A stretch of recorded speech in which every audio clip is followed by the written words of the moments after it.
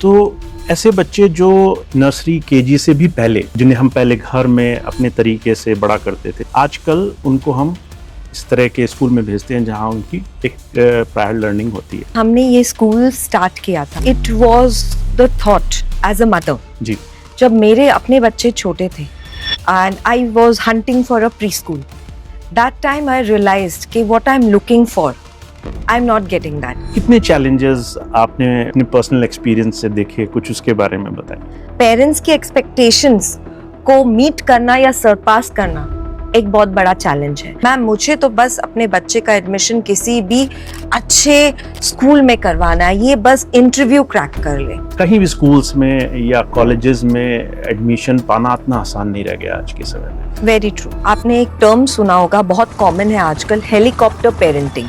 हाँ, आजकल पेरेंट्स क्योंकि एक चाइल्ड है, इतने पॉजेसिव होते हैं अपने बच्चे को लेके। छोटे से बच्चे स्ट्रेस बहुत ज्यादा लेने लग गए हैं। कई बार बच्चे हमारे पास आते हैं, मैम मुझे स्ट्रेस हो रहा है। अब एक छोटे से बच्चे की वोकैबुलरी में ये वर्ड कहाँ से आया? दोस्तों, आज के मेहमान के पास हमारे घर में हमारे छोटे छोटे बच्चे जो कि नर्सरी केजी से पहले बहुत सारे प्ले स्कूल में जाते हैं, उनकी डेली प्रॉब्लम्स का इलाज है। स्क्रीन टाइम, कैसे बच्चे स्कूलिंग या कैसे बच्चे जनरल अपने साथ छोटे छोटे बच्चों के साथ कैसे कोप अप करते हैं, कैसे वो बच्चे उस छोटी सी एज में आने वाली प्राइमरी एजुकेशन, कैसी छोटी छोटी चीज़ों को बहुत आगे ले जा करके उस चीज़ से लाभ उठा सकते हैं। आपने एक बहुत इंटरेस्टिंग बुक भी लिखी है जो छोटे छोटे बच्चों के लिए बहुत फ़ायदेमंद है, कैसे वो इस छोटी सी एज में अपने आप को सही तरीके से ग्रो कर सकते हैं और उसमें आप और हम as a parent, as a social people कैसे मदद कर सकते हैं। गुरप्रीत कौर जी के साथ इस पॉडकास्ट को अंत तक ज़रूर देखिए। उनके अनुभव, उनके एक्सपीरियंस, उनके बहुत सारे सोल्यूशन जो हमारी लाइफ में काम आ सकते हैं, उस पर उन्होंने खुलकर बात की है। तो गुरप्रीत कौर जी के साथ इस कन्वर्सेशन को, इस पॉडकास्ट को अंत तक देखिए। इससे बहुत सारे टेक अवेज लीजिए और अपनी ज़िंदगी में अपने आसपास के लोगों को बताइए। Thank you for joining today for this podcast.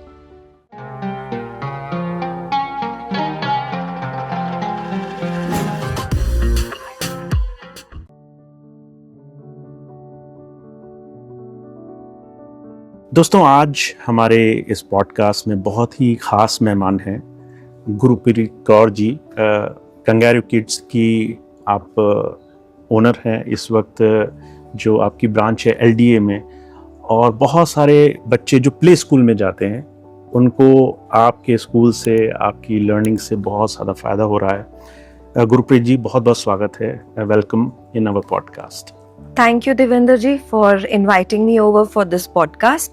आपके हम पास पॉडकास्ट देखते आए हैं अब तक। They are beautifully done, you have curated it very well and would love to be a part of it today. और आपने जैसे कहा कि हम एक प्री स्कूल रन कर रहे हैं, जी हाँ, हमारा pre school is in LDA by the name of kangaroo kids and it's a beautiful journey. So far it's been lovely. From past 6 years we've been running this place. बहुत अच्छा। Yeah.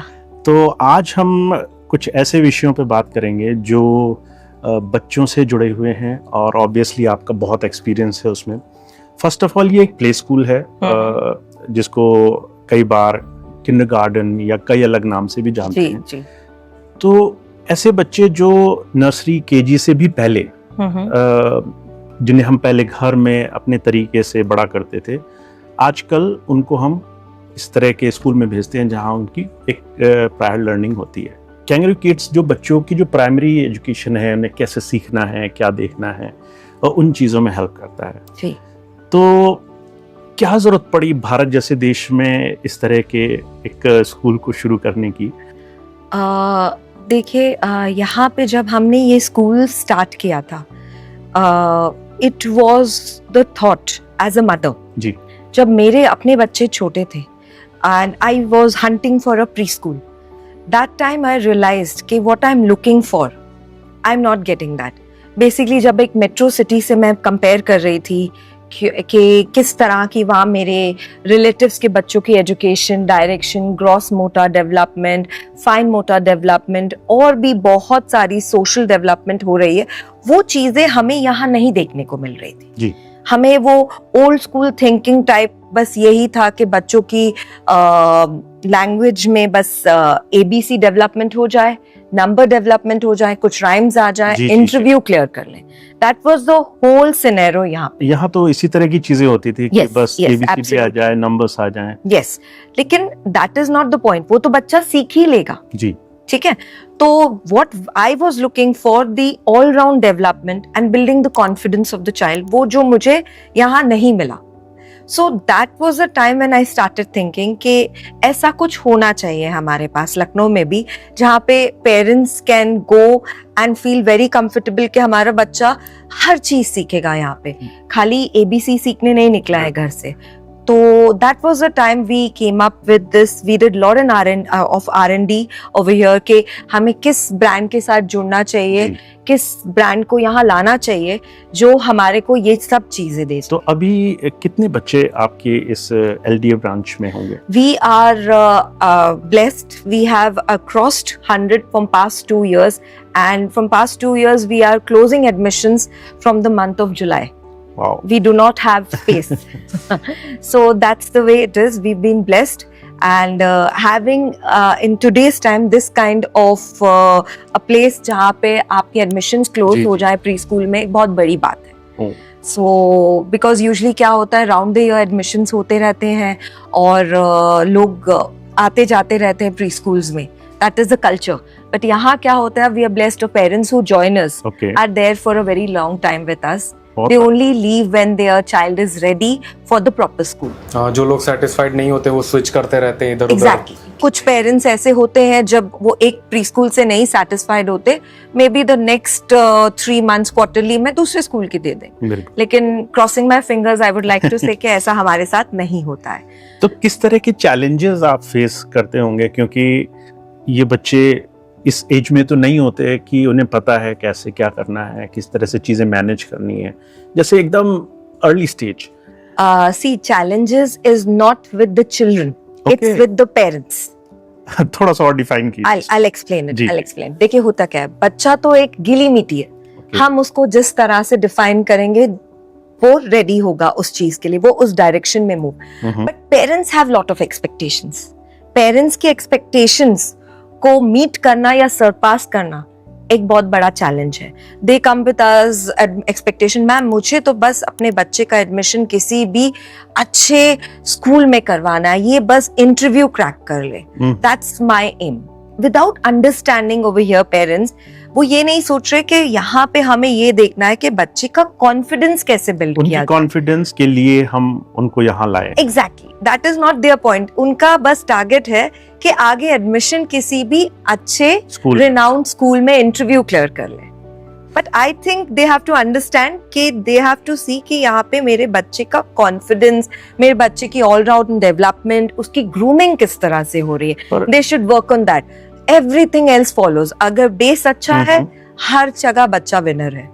पर मुझे लगता है कि पेरेंट्स एक scarcity के, एक प्रेशर के माहौल में इसलिए भी शायद रहते हैं कि कहीं भी स्कूल्स में या कॉलेजेस में एडमिशन पाना इतना आसान नहीं रह गया आज के समय में। Very true. तो शायद वो जब भी आते हैं तो एक प्री माइंड सेट के साथ कि ये एक चीज जरूर हो जाए, किसी तरीके से ये अचीवमेंट हो जाए, वो अपने टारगेट सेट करके आते हैं। मतलब आजकल तो ये चेक मतलब करके आते हैं कि हमें लमार्ट चाहिए, हमें लोरेटो चाहिए, हमें एडनीस चाहिए, हमें ये चाहिए, मतलब सबको अपना अपना पता है कि यही चाहिए। हाँ, उनका सेकंड ऑप्शन, मैम हम आपके यहाँ एडमिशन तो करवा रहे हैं, क्या इनका लमार्ट्स में हो जाएगा, क्या इनका लोरेटो में हो जाएगा?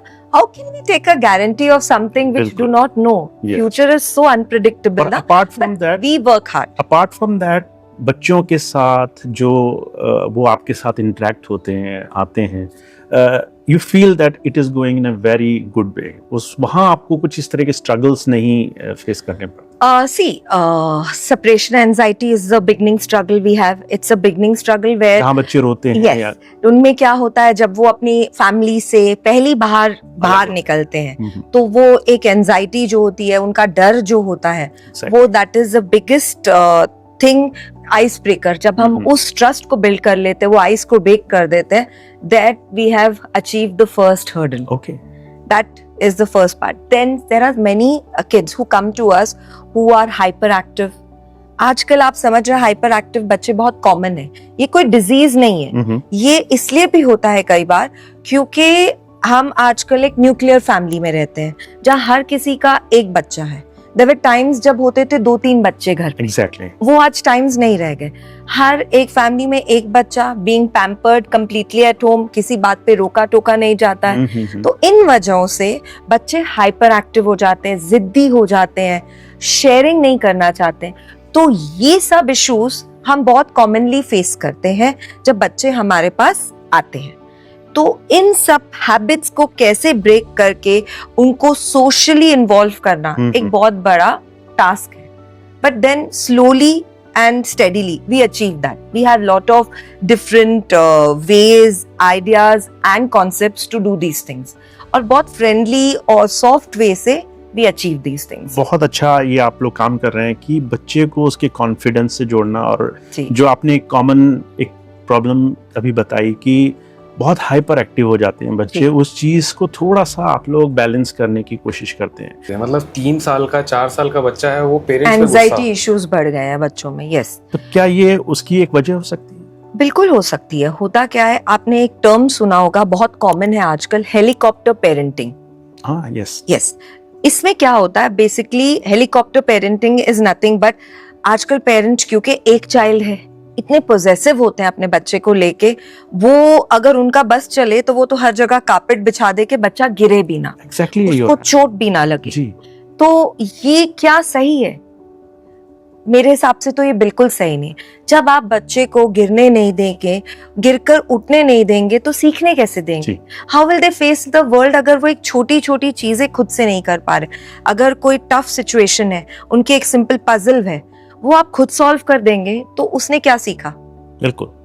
अभी कई बार ऐसा होता है, I mean, हम बच्चों को घर पे कुछ एक्टिविटीज भेजते हैं, सिंपल एक्टिविटीज, स्टिकर एक्टिविटीज हो गए, कुछ भी हो गया, and what happens is we ask them to complete it and get it on the next day और on after the weekend.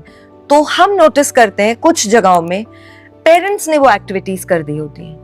And what is the reason कि उन्होंने ये काम किया? See, हमें जो समझ आता है 2-3 reasons होते हैं.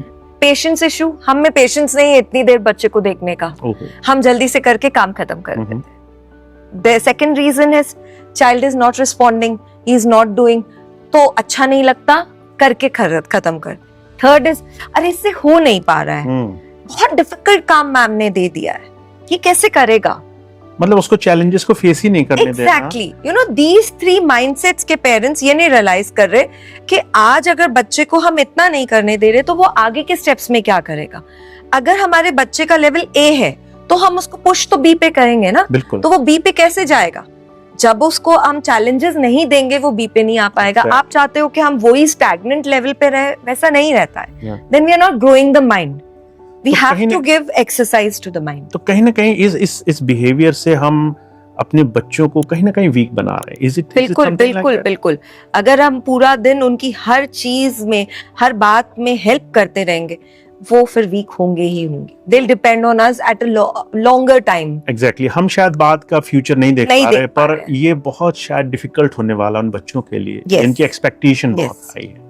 तो एक सिंपल से सोल्यूशन अगर मैं आपसे कहूँ कि क्या हो सकता है फॉर पेरेंट्स जो इस एक चीज को थोड़ा सा शिफ्ट करें.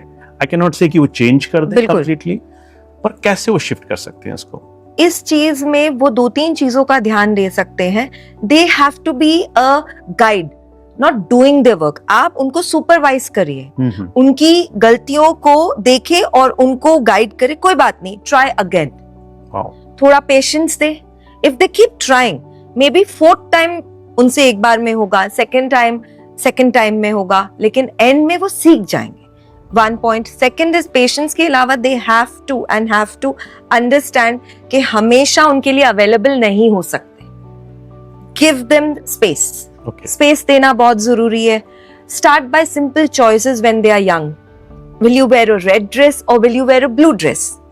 Build with choices. And then routine. Build a routine at home. हम छोटे छोटे रूटीन करते हैं ना, सुबह उठ के पहले ब्रश करना है, फिर ब्रेकफास्ट मिलेगा. उसी तरह अगर आप फैमिली को एक छोटे सिंपल रूटीन्स में रखेंगे, दिस इज लंच टाइम, आपको हैंड वॉश करना ही करना है, तो kids starting relating with that और उनको ये समझ आने लगता है कि अगर हम ये करेंगे तो ये होगा. बहुत सुंदर. So these ways we can guide our children, start making them independent. तो अभी मैम ने बहुत अच्छी चीज़ बताई. आई होप एंड विश कि जितने भी हमारी फैमिलीज, पेरेंट्स या जितने भी आज की यंग किड्स हैं, ये 2-3 एडवाइस से अपनी इस प्राइमरी सिचुएशन को बहुत अच्छे से मैनेज कर सकते हैं. मैम एक और अभी कुछ दिन पहले हमारे यहाँ एक गेस्ट आए थे. He was a karate teacher. उन्होंने इसी से रिलेटेड एक स्टेटमेंट कहा था कि अगर हम बच्चों के आंसू देख करके पिघलने लग गए इन अर्ली स्टेज, तो एक टाइम ऐसा आएगा कि हमारे आंखों में आंसू होंगे. Which was a very painful statement, but आपकी बात बिल्कुल रिलेट कर रही है कि और बिल्कुल सही था उनका स्टेटमेंट. जी. एक और छोटी सी चीज आती है जो आजकल हम लोग देखते हैं कि छोटे से बच्चे स्ट्रेस बहुत ज्यादा लेने लग गए हैं, और स्पेशली इन दिस एज की उन्हें लगता है कि दूसरे से हमें कंपेयर करना है. हमारे पेरेंट्स, क्या आपको लगता है कि वो इस चीज को एज ए प्रॉब्लम ट्रीट कर रहे हैं या इसको एक नॉर्मल तरीके से भी लेके चल रहे हैं? होता क्या है ना, बच्चे ये वर्ड स्ट्रेस हमने नोटिस किया अपने प्री स्कूल लाइफ में. कई बार बच्चे हमारे पास आते हैं, मैम मुझे स्ट्रेस हो रहा है. अब एक छोटे से बच्चे के वोकैबुलरी में ये वर्ड कहाँ से आया? जी. इतना छोटा बच्चा कभी आपको इमेजिन कर सकते हैं इतना बड़ा वर्ड यूज कर लेगा? ये तो है मीडिया एक्सपोजर और पेरेंट्स से सुने हुए वर्ड्स, और या तो किसी रिलेटिव से सुने. So they pick up these things very fast. So your parents have to be careful कि they have to filter what their child is hearing. And if they do hear these things, to correct them कि इनका actual मतलब क्या है. इसका ये मतलब नहीं आपने बोल दिया और पेरेंट बोले ओ मेरा बच्चा बोल रहा है मुझे स्ट्रेस हो रहा है, और अब उसकी बात सुन ली ना, अरे उसको तंग मत करो, उसको स्ट्रेस हो रहा है. They don't even know what is stress. First thing we have to understand here. और जो हम लोग आजकल कह रहे हैं ना, बच्चे के एंजाइटी लेवल बढ़ रहा है, स्ट्रेस बढ़ रहा है, that is one of the main reason is media. कि वो हर वक्त मीडिया से एक्सपोजर उनका इतना ज्यादा वास्ट एक्सपोजर है, हमेशा स्क्रीन टाइम इतना हाई है बच्चों का कि they learn a lot from what they are seeing on the screen. आप देखते होंगे पेरेंट्स हमें आकर कहते हैं कि मेरा बच्चा तो बस 1, 2, 3 और ABC या राइम्स देख रहा है. बट अंडरस्टैंड, वो पूरा दिन वो देख रहा है, जहाँ पे वो पैसिव लर्निंग कर रहा है, वो पूरा दिन चुप है, बिल्कुल बात नहीं कर रहा है, इंटरैक्ट नहीं कर रहा है. तो उसके लिए आपसे 2 सेंटेंस भी बोलना स्ट्रेसफुल हो जाता है. फिर उसको लगता है अरे बाप रे ये कितना बोलते हैं, मुझे नहीं बोलना है इनसे. So there the anxiety is converting into stress. तो कहीं ना कहीं हम ही अपने बच्चे को ये सोच के कि ये हार्मलेस है कि वो कुछ वीडियोस देख रहा है, it is affecting so much in his brain कि उसे 2 शब्द बोलने में भी स्ट्रेस महसूस हो रहा है. Yes exactly.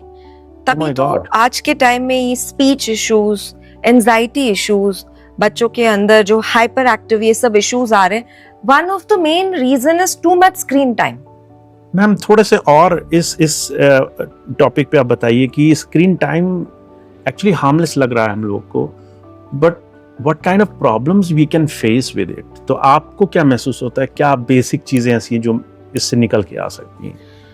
देखिए स्क्रीन टाइम हम ये तो बिल्कुल नहीं कह सकते कि हमें स्क्रीन टाइम 0 कर देना चाहिए, because that is again hindering the growth of the child.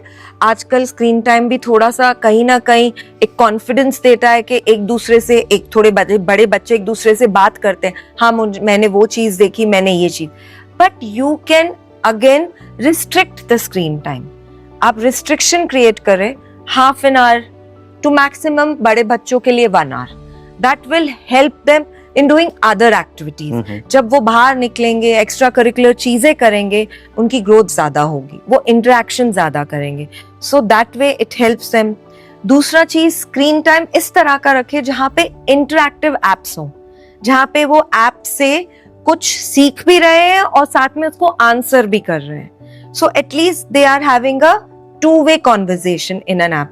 तीसरी चीज, छोटे बच्चों के पेरेंट्स, इनफैक्ट मेरी तो सजेशन है at least till 14 years, parents please अगर आप टाइम निकाल के साथ में बैठे जब वो स्क्रीन टाइम दे रहे हैं तो इट इज मोर हेल्पफुल. जब बच्चा देख रहा है तो पेरेंट्स या कोई भी बड़ा साथ कोई भी बड़ा, उनका दादा दादी, मम्मा पापा, whoever is available, वो उनके साथ बैठे. अगर एक स्टोरी सुन रहा है बच्चा तो वो स्टोरी के रिलेटेड क्वेश्चंस पूछ सकते हैं, दिखा सकते हैं देखो इसका मॉरल क्या है. This way a child will not have so much problem, वो एक्चुअली कुछ बेनिफिशियल पिक करेगा उससे. मैम जस्ट जब आप ये बात बता रही हैं, मुझे एक ऐसा इंसिडेंट अभी याद आया कि छोटा सा बच्चा वो स्क्रीन देख रहा है और पेरेंट्स ने आके उससे कुछ बोलने की कोशिश की. The child was so much frustrated कि मुझे क्यों इंटरप्ट किया जा रहा है. करेक्ट. और उस वक्त उसने जैसे भी उस चीज को डिफेंस करने की कोशिश की, चाहे हाथ चलाए या कुछ भी. That is a very big scenario जो देखने को मिल रहा है कि बच्चे इस तरीके से कहीं ना कहीं उस चीज से अलग हो रहे हैं जो नॉर्मल रिलेशनशिप हुआ करता है. इवन अग्रेसिव हो रहे हैं कि मतलब क्यों आपने हटाया क्यों, मतलब मैं खाना नहीं खाऊंगा. यस, आजकल पेरेंट्स ने बहुत अच्छा शॉर्टकट चूज किया हुआ है, स्क्रीन टाइम हाथ में देते हैं और बच्चे को खिलाते जाते हैं. जी, ये तो बहुत ज्यादा हो रहा है. ये बहुत ज्यादा प्रॉब्लमैटिक है क्योंकि बच्चा कई बार एक्सेसिव खा लेता है ये कहकर कि एटलीस्ट तब तक मेरे हाथ में टैब या मोबाइल है जब तक मैं खाता रहूंगा. तो इसमें आप नोटिस कर रहे होंगे आज के टाइम में बच्चे बहुत ओबीस हो रहे हैं और बच्चों को बिंज ईटिंग की हैबिट बन रही है and parents are finding it more convenient, बस मोबाइल दे दो, खाना दे दो, बच्चा खा लेगा. बट मेरा बच्चा तो बिना मोबाइल के खाना ही नहीं खाता है, तो फिर इस कंडीशन में मैं क्या कर सकती हूँ? यही एग्जैक्टली ये हैबिट्स चेंज करने के लिए हमें सबसे पहले उनसे यही बात करनी, finish your food and then your half an hour starts. जैसे ही आप अपना खाना फिनिश करेंगे, अगर आपने एक बच्चे को एक चपाती दी और आपको ये पता है मेरे बच्चे की कैपेसिटी एक चपाती की, don't give him 2 chapatis and force him, वो भी गलत है. आप एक चपाती की लिमिट रखेंगे और ये आप फिनिश करने के बाद आपका half an our habit build करानी पड़ेगी. एग्जैक्टली, टाइम स्टार्ट हो and be on your word.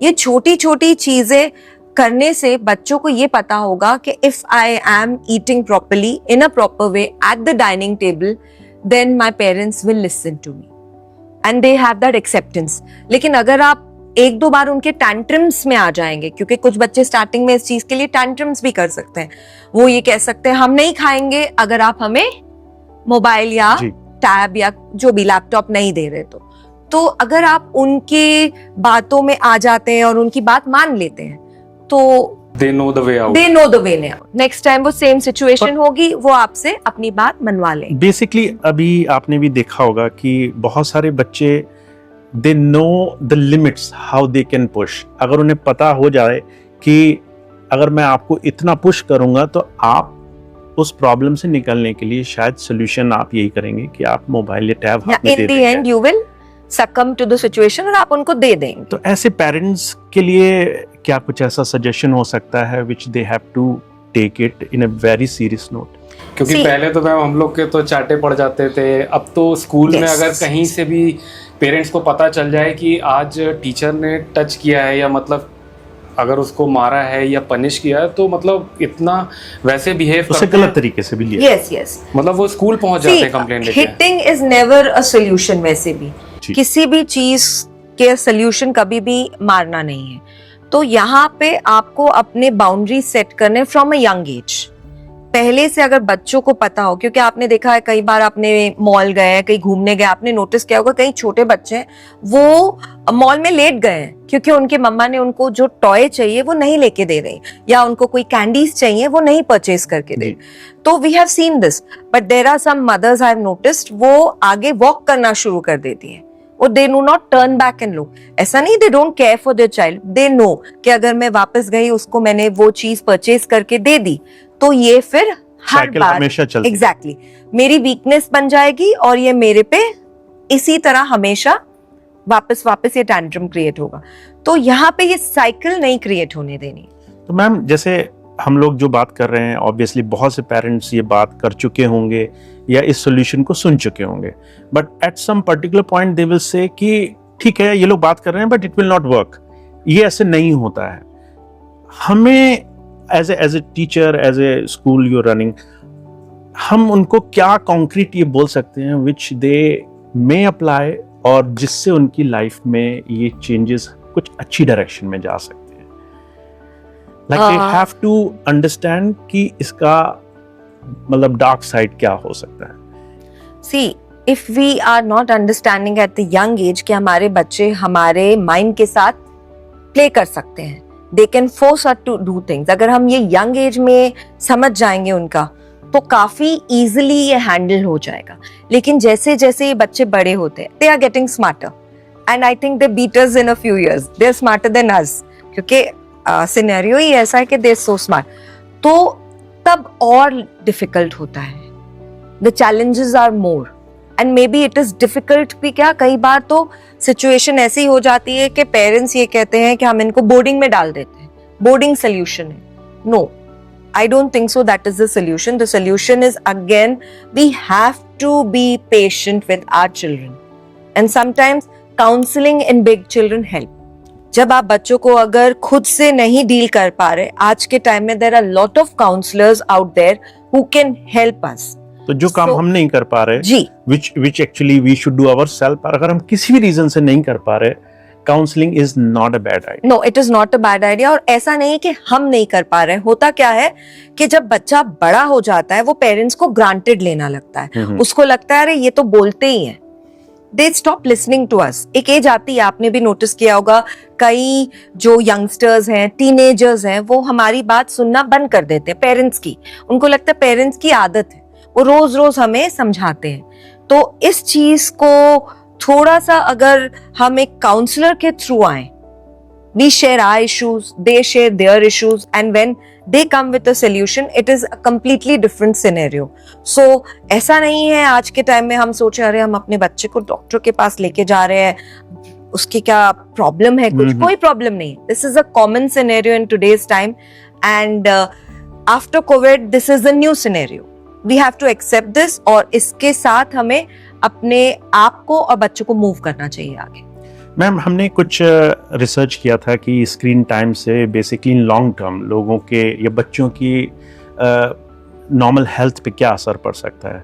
So correct me if I am wrong, जो सिंपल जनरल इश्यूज निकल के आए दैट उनकी मेंटल ग्रोथ उस पर मतलब प्रॉब्लम हो सकती है, उनके हेल्थ से रिलेटेड इश्यूज जैसे वो खाना ज़्यादा खाने लग गए या माइंडफुल ईटिंग नहीं है, या फिर वो उनके बिहेवियर इश्यूज चेंज हो गए because they are not patient, उनको लग रहा है कि बहुत ज़्यादा हमें डिस्टर्ब ना किया जाए। करेक्ट। तो स्पीच थेरेपीज, इस तरह की प्रॉब्लम्स आ गई जो कि शायद आज के समय में हम सोचते हैं हार्मलेस, एक हमने स्क्रीन टाइम दे दिया उन्हें, तो हम उस चीज़ को बहुत ज़्यादा एक प्रॉब्लम की तरह नहीं देखते हैं।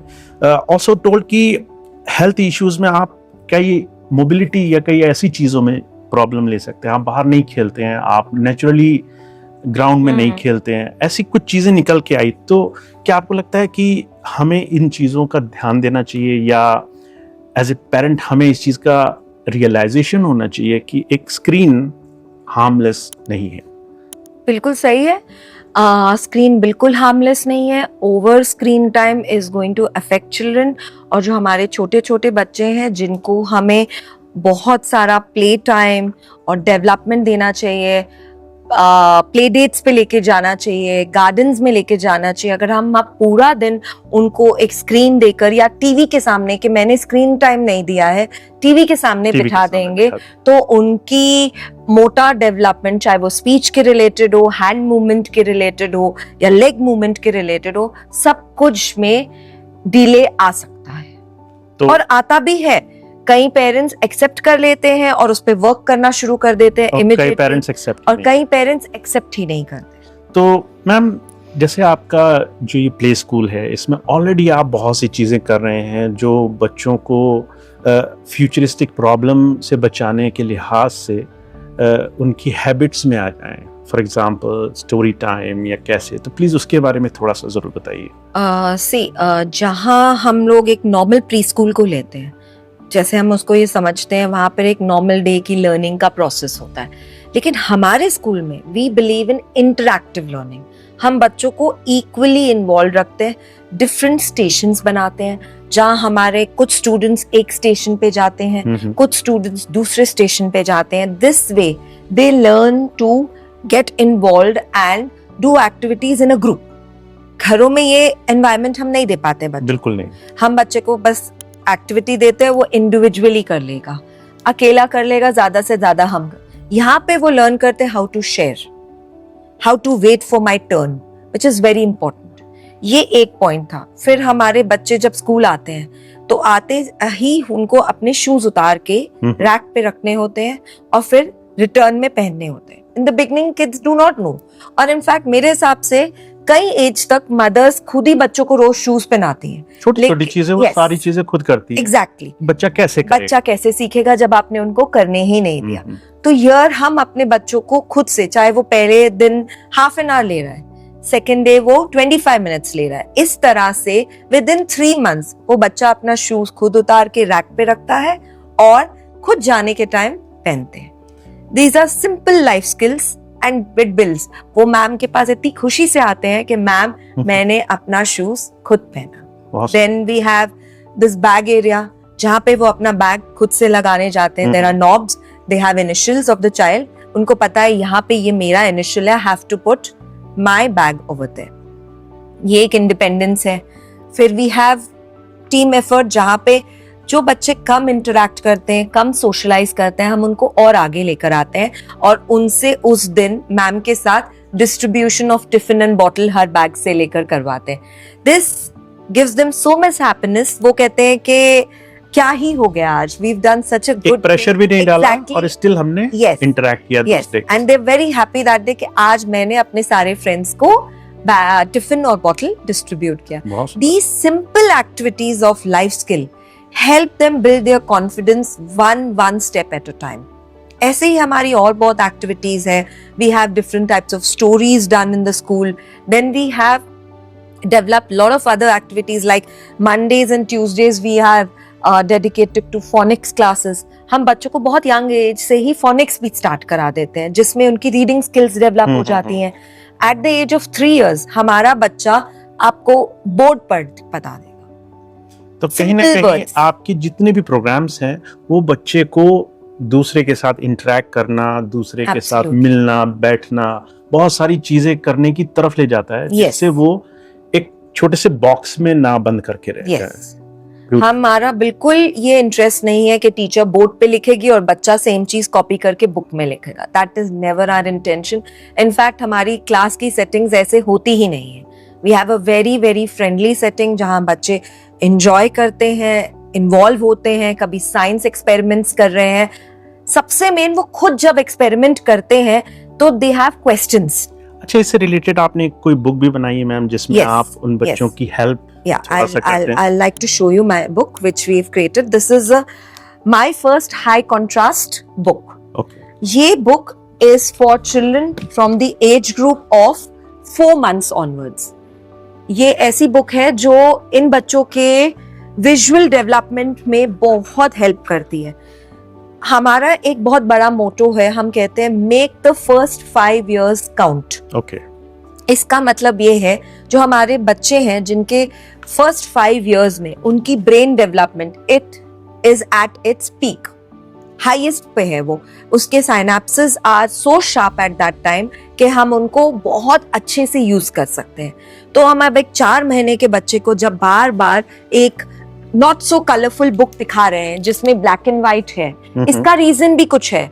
इसका रीजन सबसे बड़ा है कि एक बच्चे की आई डेवलपमेंट अभी कलर्स के लिए नहीं हुई है, तो we start with simple pictures. जब आप इतने छोटी एज से कुछ स्टार्ट कर रहे हैं तो इमेजिन डेवलपमेंट कहाँ जा रही है। And we take in admissions from the age of 18 months, जहाँ हमारा जो ये टॉडलर प्रोग्राम है जिसमें हम बच्चों को इतना कुछ एक्सपोजर दे पाते हैं जो घर पे नहीं हो सकता। बहुत बढ़िया। तो उससे उन बच्चों की डेवलपमेंट, स्पीच इश्यूज, जो पेरेंट्स को लग रहा है कि मेरा 18 महीने का बच्चा हो गया है, उसमें स्पीच इश्यूज हैं, या अभी उसने कुछ सोशलाइज करना स्टार्ट नहीं किया, क्लिंगी चिल्ड्रन होते हैं, उन सब इश्यूज को ये child development toddler program resolve करता है। बहुत सुंदर मैम। आई बिलीव कि आप जो इतना अच्छा काम कर रहे हैं बहुत सारे बच्चों के साथ ये प्रॉब्लम देखते हुए कि बचपन ही एक ऐसा टाइम होता है जिसमें बच्चों को या तो हम सही दिशा दे सकते हैं या फिर हम इग्नोरेंस में कहीं ना कहीं उनके लिए एक गलत फाउंडेशन तैयार कर सकते हैं। तो आपसे इतनी सारी चीज़ों पे बात हुई। बहुत सारे हमारे ऑडियंस के छोटे छोटे क्वेश्चंस हैं जो मैं रिक्वेस्ट करूंगा आप अपने एक्सपीरियंस से उन्हें ज़रूर बताएं। स्क्रीन टाइम का अल्टरनेट क्या हो सकता है? इज़ देयर समथिंग जो हम अपने बच्चों के साथ कर सकते हैं जो उन्हें स्क्रीन की तरफ ही पूरी तरह अट्रैक्ट करे? स्क्रीन टाइम के बहुत सारे ऑल्टरनेटिव्स हो सकते हैं, बस बच्चों के साथ हमें इन्वॉल्व रहने के लिए we have to keep doing something new with them so that they don't get bored. हम you can plan these things. One day you can have a story time with your children. आप इस तरह से story को read करें या voice modulation के साथ उनके साथ प्रेजेंट करें कि वो एंजॉय कर रहे हैं। किसी दिन आप उनके साथ किचन एक्टिविटीज कर सकते हैं, जैसे आपने उनके साथ किचन में गए, छोटे बच्चे हैं, they love doing what you are doing. So आप अगर एक डो निडिंग कर रहे हैं, आटा भी गूंद रहे हैं, आप उनको उसमें भी इन्वॉल्व कर सकते हैं। इस तरह से बच्चे जब इन्वॉल्व रहते हैं, घर में हम ये सिंपल चीजें कर सकते हैं। Third, we can create an activity area. आज हम वाटर प्ले करेंगे। Water is the love of a child. हर बच्चा वाटर बेबी होता है, they love to play with the water. आप वाटर में उनका पूल डे बना दीजिए जिसमें आप उनके साथ बहुत सारे वाटर एनिमल्स डाल दीजिए। इससे बच्चे बहुत एक्साइटेड रहते हैं कि हमारे लिए every day something different is happening.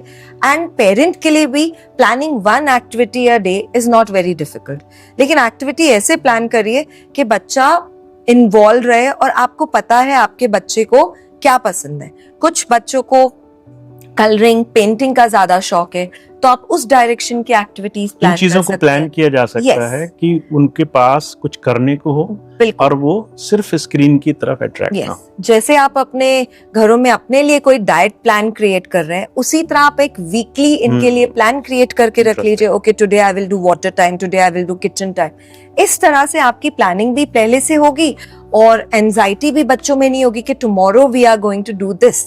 Very nice. Excitement create होगा। So you can talk about many things in advance with your child. ये एक बहुत अच्छा तरीका है अपने बच्चों से बात करने का भी। कई बार पेरेंट्स बात नहीं करते तो भी बच्चे बोर्ड होते हैं, तो दे वांट अगेन स्क्रीन। लेकिन अब जब आप बात कर रहे हैं, उनसे बोल रहे हैं, उनकी इंक्विजिटिवनेस रिजॉल्व कर रहे हैं, उनके पास कुछ क्वेश्चंस होते हैं, उनके आंसर मिल रहे हैं, तो वो बहुत एंजॉय करते हैं। बहुत सुंदर। एक और क्वेश्चन मैम जो मेरा पर्सनल है कि क्या सोने से पहले बच्चों को किसी तरीके से मोबाइल या टैबलेट पे कुछ देखने के लिए देना चाहिए अगर वो बहुत जिद करते हैं कि मुझे देखना है, मैं देखना चाहता हूँ? हमारी तो सजेशन है कि उनको टैब या फिर मोबाइल रात में या आफ्टरनून में सोने से बिल्कुल पहले ना दिया जाए तो बेटर है। आप उसके बदले उनके साथ स्टोरीज कर सकते हैं। अगर आपके बच्चे थोड़े बड़े हैं तो न्यूज़ के बारे में कुछ डिस्कशंस कर सकते हैं कि आजकल क्या हो रहा है कंट्री में या इंटरनेशनली। थोड़ा बहुत डिस्कशंस करके you can gain knowledge from them and you can also give them knowledge. या फिर आप उनके साथ कोई श्लोक कर सकते हैं। श्लोक एक बहुत अच्छा तरीका है to create good vibrations before going to sleep. Very nice. These are the different things you can do other than giving them screen time before going to sleep. आपने बहुत अच्छी टिप्स बताई मैम। आई बिलीव कि ये श्लोक, उनके साथ time spend करना, उनको स्टोरी के साथ कुछ अच्छी चीज़ बताना, कुछ ऐसा उनके अंदर इम्पैक्ट क्रिएट करना जिसको वो हमेशा याद रख सकें। So beautiful. एक और चीज़ जो अभी हमारे भारत से बाहर स्पेशली दूसरी कंट्रीज़ कर रही हैं, फॉर एग्जांपल जापान वगैरह, जो बच्चों के साथ स्किल डेवलपमेंट पे बहुत काम कर रहे हैं। वो बच्चों को कुछ ऐसी नई चीज़ें सिखाना चाहते हैं जो हम लोग को कई बार सिखाते हुए शर्म आती है कि बच्चे निटिंग सीखेंगे क्या, बच्चे वुड वर्क सीखेंगे क्या। तो आप इसके बारे में कैसे देखती हैं? See, as we all know, Japan is a very, very developed country. And अगर वो ये सब अपने schools में जो life skills development करा रही है, तो imagine करिए that how important it is कि हमें भी ये सब चीज़ें समझ के राइट टाइम पे from a very young age जरूर करवानी चाहिए, which we are already doing in our school. जैसे मैंने आपसे पहले भी बताया, छोटी छोटी चीजें हैं इंडिपेंडेंस करने के लिए. So this builds there confidence. Life skill is the base of any persons personality. जितने लाइफ स्किल्स में वो माहिर होगा, वो उतना कॉन्फिडेंट इंसान होगा आगे चल के. सो building life skills is the need of the current situation of every country today. और कहीं ना कहीं उनके ब्रेन को भी शायद ये शार्पनेस देता होगा, एक ओवरऑल कि नई नई फील्ड्स में वो बहुत सी चीजें सीख रहे हैं. See, जिसको हम कहते हैं हैंड्स ऑन लर्निंग. अब आप कुछ खुद से कर रहे हैं तो आप उसके बारे में कितना कुछ सीख रहे हैं. Exactly. आप एक सोचिए, एक हैमर से नेल ही को कर रहे हैं हैमरिंग, तो आप कैसे सीख रहे हैं कि एग्जैक्ट एंगल कैसे रखना है, कैसे होनी है, कितनी प्रिसिशन होनी चाहिए. इससे कितना पेशेंस आता है.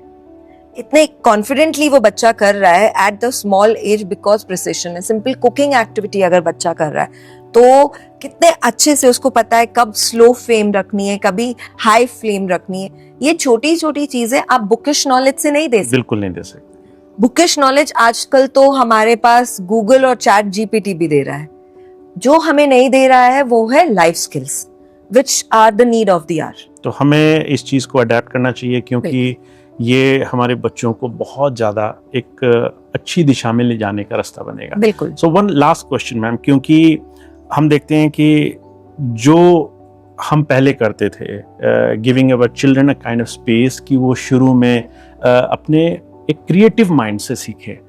कहीं ना कहीं चीज़ों से डर के कि ये सक्सेसफुल नहीं होगा, इस फील्ड में आगे नहीं बढ़ेगा, इसको ये नहीं आएगा, हम कहीं ना कहीं उनको इस प्रेशर में तो नहीं डाल रहे कि वो अपने आप को बस एक गोल कि मुझे इंजीनियर डॉक्टर ही बनना है, वो क्रिएटिव फील्ड में जा ही नहीं पा रहा है बच्चा.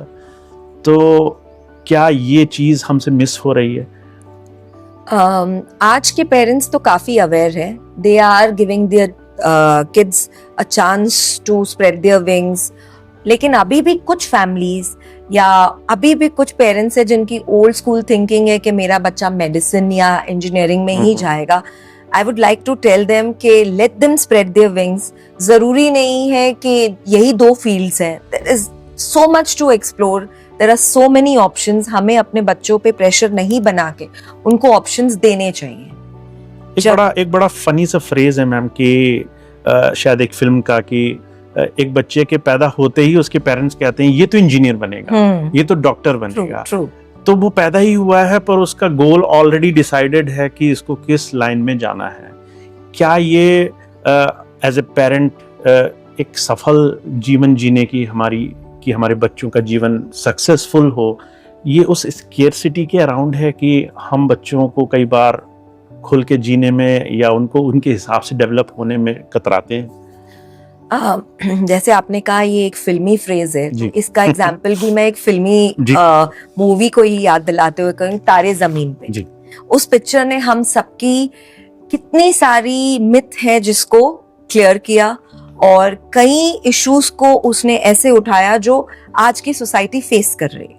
तो वहां हमने भी नोटिस किया कि बच्चों को कितना ज्यादा प्रेशराइज किया जाता है फ्रॉम अ यंग एज, और जो बच्चा एक अच्छा परफॉर्मर नहीं होता है उसको टैग कर दिया जाता है ये तो कुछ नहीं कर पाएगा. अगर उनके हिसाब से कोई इंजीनियर या डॉक्टर नहीं बन रहा है ओल्ड स्कूल थिंकिंग के, वो कुछ नहीं कर पाएगा. बट यहाँ पे हम अपने बच्चों को खुद डिस्ट्रॉय कर रहे हैं, हम उनका कॉन्फिडेंस खुद डिस्ट्रॉय और शेक कर रहे हैं. तो ये गलत है. हमें इस सोच से ऊपर उठना चाहिए. We have to come out from this. I know it is difficult to leave the normal thought process जो हमारा है, लेकिन अगर हम नहीं करेंगे तो कौन करेगा? Exactly. अपने बच्चों के लिए हमें खुद ही करना है. So I would request all parents to give their children a chance कि let them have their options, क्योंकि जब वो अपनी मर्जी से कोई ऑप्शन चूज करते हैं ना, they do their best in that and they live happy. और शायद एक पेरेंट्स के लिए इससे अच्छी चीज कुछ नहीं हो सकती. थैंक यू मैम, आपने बहुत सारी चीज़ें बताई। प्लीज लास्ट थॉट्स जो आज हमारे पेरेंट्स के लिए आप कुछ कहना चाहते हैं। I would like to end this on a note के parents please understand that एक preschool और play school equal importance play करता है बच्चे के development और foundation में as a proper school does. So don't wait for too late कि हम अपने बच्चे को अरे आराम से डाल देंगे. Please come, discuss your issues, find out what is happening in a preschool at earlier age to get your child admitted from a very very early start. Give them the foundation क्योंकि earlier the better. Make their first 5 years count. Thank you so much. Thank you ma'am for discussing all this matters. और मुझे उम्मीद है कि अब सारे parents जो भी आज ये पॉडकास्ट ये कन्वर्सेशन सुने उसको एक माइंडसेट मिले, एक हेल्दी डायरेक्शन में जाने का I एक hope अच्छा so मौका too. मिला। Thank you. Thank you so much. दोस्तों बहुत बहुत धन्यवाद, थैंक यू सो मच इस वीडियो को अंत तक देखने के लिए। इस वीडियो में जो भी जानकारी हमारे मेहमान हमारे गेस्ट के साथ आपने पाई उन चीज़ों से आपको लाभ मिले, बेनिफिट मिले, ऐसी ही आशा के साथ हम आपसे विदा लेते हैं।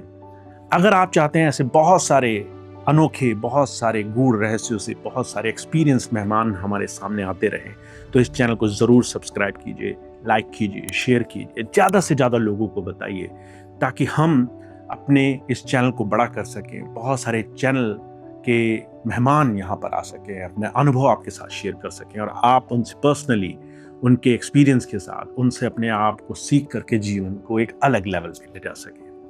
धन्यवाद एक बार फिर से इस वीडियो को देखने के लिए। Please share, comment and subscribe this channel. Thank you.